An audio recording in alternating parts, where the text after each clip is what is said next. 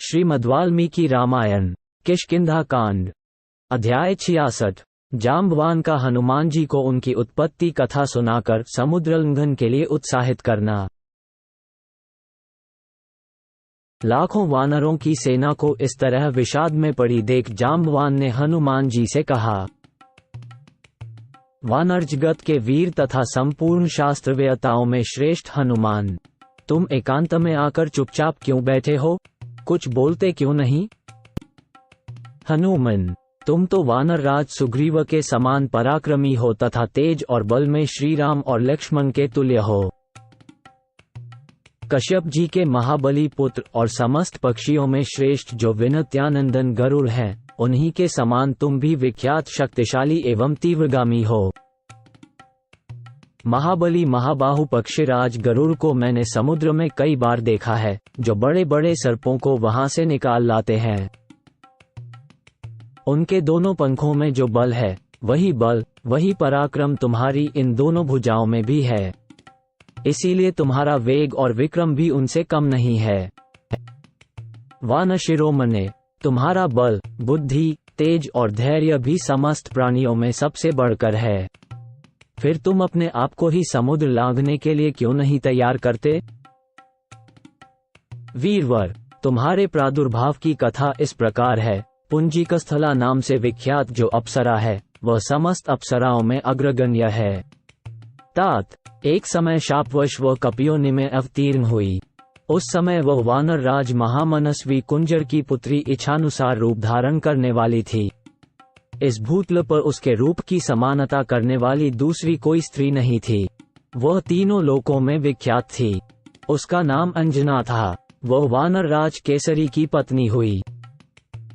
एक दिन की बात है, रूप और यौवन से सुशोभित होने वाली अंजना मानवी स्त्री का शरीर धारण करके वर्षा काल के मेघ की भांति श्याम कांति वाले एक पर्वत शिखर पर विचर रही थी।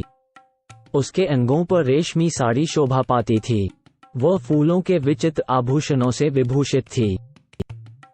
उस विशाल लोचना बाला का सुंदर वस्त्र तो पीले रंग का था, किंतु उसके किनारे का रंग लाल था। वह पर्वत के शिखर पर खड़ी थी। उसी समय वायु देवता ने उसके उस वस्त्र को धीरे से हर लिया। तत्पश्चात उन्होंने उसकी परस्पर सटी हुई गोल गोल जांघों, एक दूसरे से लगे हुए पीन उरोजों तथा मनोहर मुखकों भी देखा। उसके नितंब ऊंचे और विस्तृत थे। कटिभाग बहुत ही पतला था। उसके सारे अंग परम सुंदर थे। इस प्रकार बलपूर्वक यशस्विनी अंजना के अंगों का अवलोकन करके पवन देवता काम से मोहित हो गए। उनके संपूर्ण अंगों में कामभाव का आवेश हो गया। मन अंजना में ही लग गया। उन्होंने उस अनिद्य सुंदरी को अपनी दोनों विशाल भुजाओं में भरकर हृदय से लगा लिया। अंजना उत्तम व्रत का पालन करने वाली सती नारी थी। अतः उस अवस्था में पड़कर वह वहीं घबरा उठी और बोली, कौन मेरे इस पातिव्रत्य का नाश करना चाहता है? अंजनों की बात सुनकर पवन देव ने उत्तर दिया, सुश्रोणी, मैं तुम्हारे एक पत्नी व्रत का नाश नहीं कर रहा हूँ। अतः तुम्हारे मन से ये भय दूर हो जाना चाहिए। यशस्विनी, मैंने अव्यक्त रूप से तुम्हारा आलिंगन करके मानसिक संकल्प के द्वारा तुम्हारे साथ समागम किया है। इससे तुम्हें बल पराक्रम से संपन्न एवं बुद्धिमान पुत्र प्राप्त होगा। वह महान धैर्यवान, महातेजस्वी, महाबली, महापराक्रमी तथा लांघने और छलांग मारने में मेरे समान होगा। महाकपे, वायुदेव के ऐसा कहने पर तुम्हारी माता प्रसन्न हो गई। महाबाहो, वानर श्रेष्ठ, फिर उन्होंने तुम्हें एक गुफा में जन्म दिया। बाल्यावस्था में एक विशाल वन के भीतर एक दिन उदित हुए सूर्य को देखकर तुमने समझा कि यह भी कोई फल है, अतः उसे लेने के लिए तुम सहसा आकाश में उछल पड़े।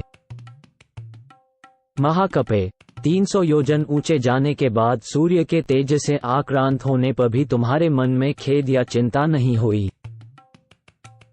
कपिप्रवर, अंतरिक्ष में जाकर जब तुरंत ही तुम सूर्य के पास पहुंच गए, तब इंद्र ने कुपित होकर तुम्हारे ऊपर तेज से प्रकाशित वज्र का प्रहार किया। उस समय उदयगिर के शिखर पर तुम्हारे हनु, थोड़ी, का बायां भाग वज्र की चोट से खंडित हो गया। तभी से तुम्हारा नाम हनुमान पड़ गया। तुम पर प्रहार किया गया है, ये देखकर गंधवाहक वायु देवता को बड़ा क्रोध हुआ। उन प्रभंजन देव ने तीनों लोकों में प्रवाहित होना छोड़ दिया। इससे संपूर्ण देवता घबरा गए, क्योंकि वायु के अवरुद्ध हो जाने से तीनों लोकों में खलबली मच गई थी। उस समय समस्त लोकपाल कुपित हुए वायुदेव को मनाने लगे। सत्य पराक्रमी तात, पवन देव के प्रसन्न होने पर ब्रह्मा जी ने तुम्हारे लिए यह वर दिया कि तुम सम्रांगण में किसी भी अस्त्र शस्त्र के द्वारा मारे नहीं जा सकोगे। प्रभो, वज्र के प्रहार से भी तुम्हें पीड़ित न देखकर सहस्र नेत्रधारी इंद्र के मन में बड़ी प्रसन्नता हुई और उन्होंने तुम्हारे लिए यह उत्तम वर दिया, मृत्यु तुम्हारी इच्छा के अधीन होगी, तुम जब चाहोगे तभी मर सकोगे, अन्यथा नहीं। इस प्रकार तुम केसरी के क्षेत्रज पुत्र हो। तुम्हारा पराक्रम शत्रुओं के लिए भयंकर है। तुम वायुदेव के औरस पुत्र हो, इसलिए तेज की दृष्टि से भी उन्हीं के समान हो। वत्स, तुम पवन के पुत्र हो, अतः छलांग मारने में भी उन्हीं के तुल्य हो। हमारी प्राण शक्ति अब चली गई। इस समय तुम ही हम लोगों में दूसरे वानर राज की भांति चातुर्य एवं पौरुष से संपन्न हो।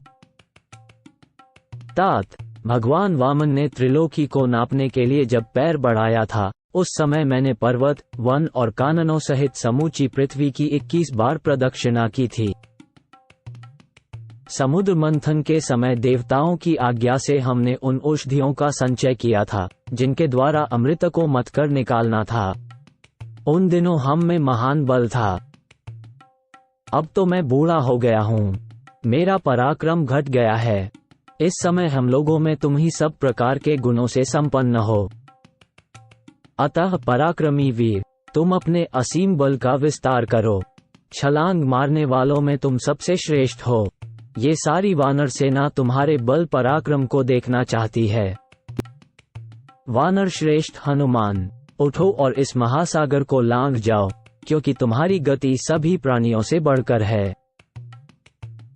हनुमान, समस्त वानर चिंता में पड़े हैं, तुम क्यों इनकी उपेक्षा करते हो?